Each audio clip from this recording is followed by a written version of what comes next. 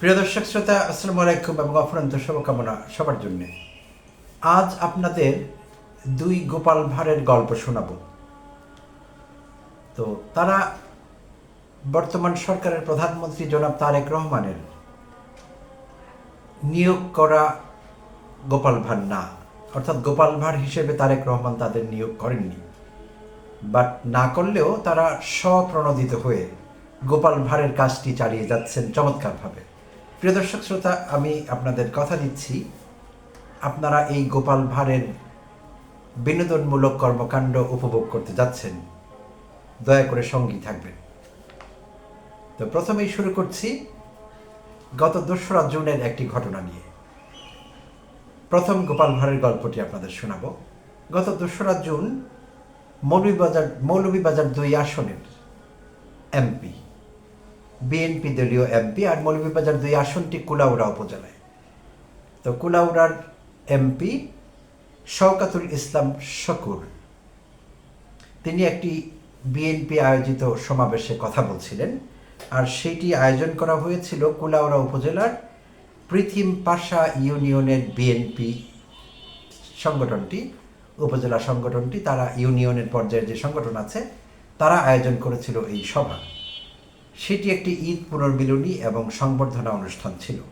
সেখানে প্রধান অতিথি হিসাবে কথা বলছিলেন এমপি শাকুর। তো সেখানে তিনি বলছিলেন, আমার প্রধানমন্ত্রী দিন রাত পরিশ্রম করছেন, আমাদের মাঝে মাঝে ভয় হয়, মাঝে মাঝে শঙ্কা হয়, ওনাকে যদি আমরা হারিয়ে ফেলি আমরা তো এতিম হয়ে যাব, কে আমাদের আশ্রয় দেবে? উনি তো বাংলাদেশের নেতা নন, বিশ্বের নেতা হয়ে গেছেন। উনি যে কর্মতৎপরতা দেখাচ্ছেন, বিশ্বে যদি কাউকে নোবেল পুরস্কারের জন্য ঘোষণা করা হয়, ইনশাল্লাহ আমাদের প্রধানমন্ত্রী তারেক রহমান সেটা পাবেন। প্রিয় দর্শক শ্রোতা, এই ছিল সরল বক্তব্য এমপি শওকতুল ইসলাম শকুরের। তো এমপি শকুর বোধহয় জানেন না নোবেল প্রাইজটি বিভিন্ন ক্যাটাগরিতে দেওয়া হয়। তিনি বোধহয় জানেন এটি একটি ক্যাটাগরি, যে কাউকেই যে কোনো বছর একটি দেওয়া হয় প্রাইজ। তো এরকম একটি প্রাইজ কেউ তার প্রিয় নেতা তারেক রহমান পেয়ে যেতে পারেন বা তিনি ডিজার্ভ করেন। তো শকুর ক্যাটাগরিগুলো জানেন না, জানলে হয়তো উল্লেখ করতেন যে শান্তিতে পেতে পারেন বা অন্য কোনো ক্যাটাগরিতে পেতে পারেন। তো তার জানা নেই, তিনি সরলীকরণ করেছেন। তিনি শুনেছেন নোবেল প্রাইজ একটি খুব উঁচু দরের পুরস্কার, সম্মাননা, তো সেইটি পাওয়া খুব ভালো সম্মানের। তো সেই শোনা আইডিয়াটি তিনি কাজে লাগিয়েছেন সেই জনসমাবেশে। তো এতে করে এইটি কুলাউড়া অঞ্চলে এবং ব্যাপকভাবে সিলেটে মৌলভীবাজার এলাকায় সামাজিক যোগাযোগ মাধ্যমে ছড়িয়ে পড়েছে তার এই বক্তব্য। লোকেরা হাসি ঠাট্টা করছে এই বক্তব্য নিয়ে। তো তিনি তার প্রিয় নেতাকে সম্মানিত করবার জন্য হয়তো এই বক্তব্য রেখেছেন, কিন্তু আসলে হয়নি বিষয়টি, কারণ লোকেরা তার প্রিয় নেতাকে নিয়ে হাসাহাসি করছে, উল্টো ফল দিয়েছে। আর আরেকটি বিষয় হলো, তারেক রহমান কোনো শেখ হাসিনা না। তারেক রহমান শুরু থেকে ইঙ্গিত দিচ্ছিলেন তিনি এইসব তোষামোদি, খোসামোদ, স্তুতি, স্তাবকতা পছন্দ করেন না। তিনি কিন্তু অনেকবার বলেছেন। আমি জানি যারা তারেক রহমানকে একদমই সহ্য করতে পারেন না, তারা হয়তো বলবেন না না এগুলো তার মনের কথা নাই, সেই যত কিছুই হোক। তিনি প্রকাশ্যে অনেকবার বলেছেন তাকে মাননীয় বলা যাবে না, মহামান্য বলা যাবে না, তিনি নিষেধ করেছেন। তো লাভ হয়নি। গোপাল ভাঁড়েরা সব জায়গায় আছেন, তারা সেই কাজটি কিন্তু চালিয়ে যাচ্ছেন। আচ্ছা, তো অতি সম্প্রতি আমরা দেখেছি গোপাল ভাঁড়েরা তার গাড়ির আগে পিছিয়ে দৌড়াদৌড়ি করছেন, কিভাবে তার দৃষ্টি আকর্ষণ করে দেয়। তো অনেক গোপাল ভাঁড়ই এই দলে অন্তর্ভুক্ত আছেন, তাদের নাম আর এখন নিলাম না, কারণ আগে এটি নিয়ে এপিসোড করেছি। আচ্ছা, আর আরেক গোপাল ভাঁড়ের গল্প এখন আপনাদের সঙ্গে শেয়ার করব। এই গোপাল ভাঁড় ঘটনাটি ঘটিয়েছেন গত 25 মে, আর এইটি আলোতে এসেছে, জনসম্মুখে এসেছে 3রা জুন বুধবার। তো 25 মে স্বাস্থ্যমন্ত্রী সর্দার সাখাওয়াত হোসেন বকুল ভিজিট করছিলেন Comilla medical college and hospital. তিনি প্রায়শই বিভিন্ন হাসপাতাল ভিজিট করে থাকেন। তো ভিজিট করা অবস্থায় তিনি সেই হাসপাতালের সার্বিক পরিস্থিতি, পরিষ্কার পরিচ্ছন্নতা, নিয়মানুবর্তিতা, ব্যবস্থাপনা সব কিছুই দেখছিলেন।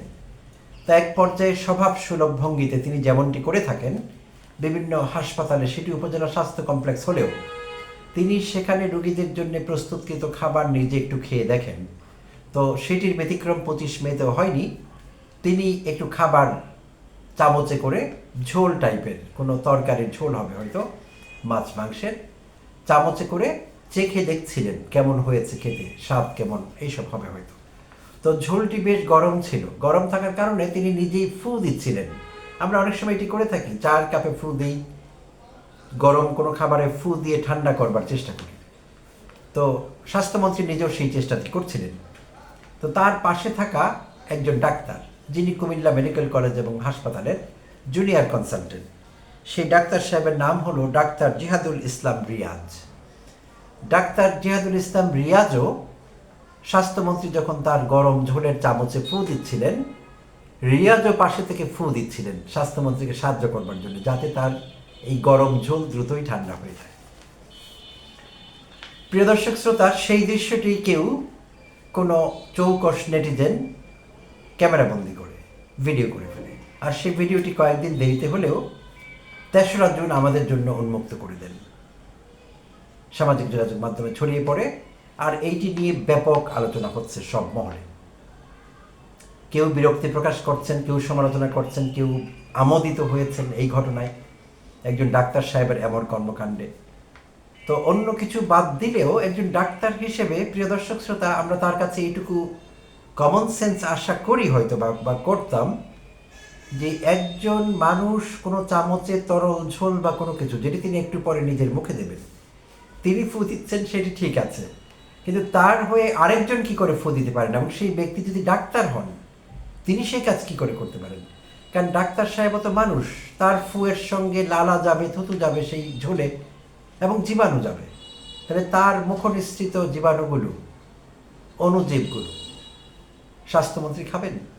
এটি তার প্রত্যাশা?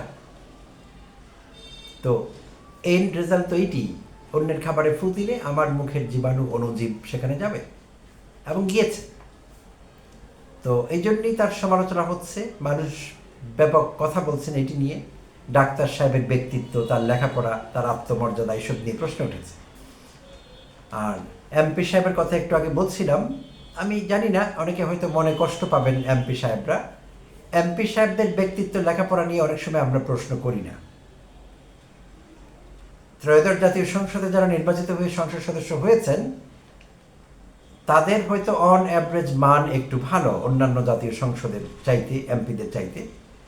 তো বাট অতীতে আমরা দেখেছি কোন যোগ্যতার লোকেরা এমপি হন, সেগুলো আমাদের দেখা আছে। তাই হয়তো লোকেরা অত বেশি মাথা এমপিদের নিয়ে ঘামান না, তাদের আত্মমর্যাদা আছে কিনা, অনেকের ক্ষেত্রেই এটি তারা, লোকেরা অত মাথা ঘামান না, কারণ তারা ধরেই নেন যে দল কাউকে হয়তো নির্বাচন নমিনেশন দিয়েছে, তিনি যেই হন, হতে পারেন তিনি পুরান ঢাকার হাজী সেলিম, হতে পারেন তিনি কক্সবাজারের ড্রাগ ডিলার বদি, কিংবা অন্য কেউ।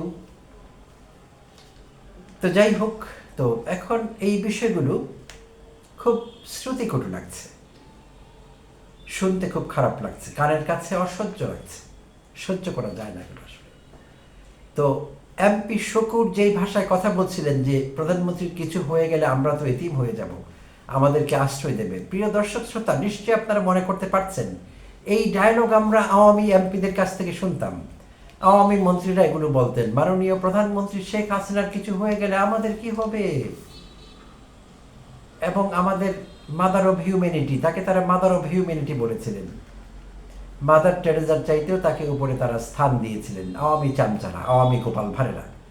তো এখন দেখছি আওয়ামী লীগ ক্ষমতায় নেই, বাট গোপাল ভাড়েরা আছেন বিভিন্ন ফরম্যাটে, বিভিন্ন স্টাইলে, গোপাল ভাড়েরা কিন্তু আছেন।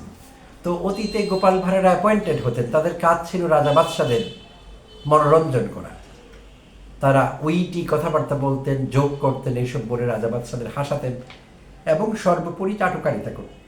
তাদের মাহাত্ম্য, তাদের তাৎপর্য, তাদের যোগ্যতা, তাদের গুণাবলী তুলে ধরতেন, এবং এই জন্য তারা বেতন পেতেন।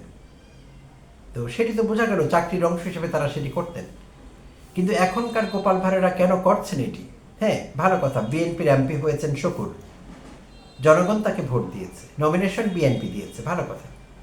এমপি হিসেবে তার নিজ এলাকার দায় দায়িত্ব ভালো মতো পালন করলে, ভোটারদের দিকে খেয়াল রাখলে, এলাকার উন্নয়নের দিকে খেয়াল রাখলে সেটাই তো তার ঠিক দায়িত্ব হতে পারে। আর ডাক্তার সাহেব তার কাজ ঠিকমতো করলে হয়তো হয়ে যাবে, রোগীর সেবা ঠিকমতো হলে। তো প্রিয় দর্শক শ্রোতা, এই ঘটনা যখন ছড়িয়ে পড়ে তখন ডাক্তার রিয়াজের দৃষ্টি আকর্ষণ করলে তিনি উত্তর দেন যে তিনি ভাবেননি বিষয়টি ভাইরাল হবে। তিনি এমনি এমনি গরম খাবার ঠান্ডা করবার জন্য ফু দিয়েছিলেন। আমরা অনেক সময় এমন অনেক কাজ করি, তিনি বলছিলেন, যেটা ভেবে করি না, তাৎক্ষণিকভাবে করে ফেলি। তো তিনি ভাবেননি বিষয়টি ভাইরাল হবে। তো ভবিষ্যতে তিনি সচেতন থাকবেন এই বিষয়ে, তিনি এমন কথা বলেছেন। তো যাই হোক, অতীতেও আমরা বিভিন্ন সময় দেখেছি, এগুলো আর বলবো না, অনেক পুনরাবৃত্তি হয়ে যায়। তো ভবিষ্যতে আরও অনেক গোপাল ভাঁড় আবির্ভূত হবেন আগামী দিনগুলোতে, এবং তারা এরকম গোপাল ভাঁড়ীয় কর্মকাণ্ড করবেন আমাদের জন্য, এবং নিশ্চয়ই চোখে পড়লে আপনাদের সঙ্গে শেয়ার করতে ভুলব না, যাতে আপনাদের একটু চিত্ত বিনোদন হয়। চিত্ত বিনোদন তো সবারই দরকার আছে। সবসময় সিরিয়াস কথা না বলে মাঝে মধ্যে এরকম হালকা ঢঙের চিত্ত বিনোদন, আমোদ প্রমোদ, রেক্রিয়েশন, এগুলো তো হতেই পারে কিছুটা। তো চেষ্টা করব ভবিষ্যতে আপনাদের মনোরঞ্জন করতে। প্রিয় দর্শক শ্রোতা, অনেক অনেক ধন্যবাদ জানবেন, সঙ্গে থাকবেন জন্য।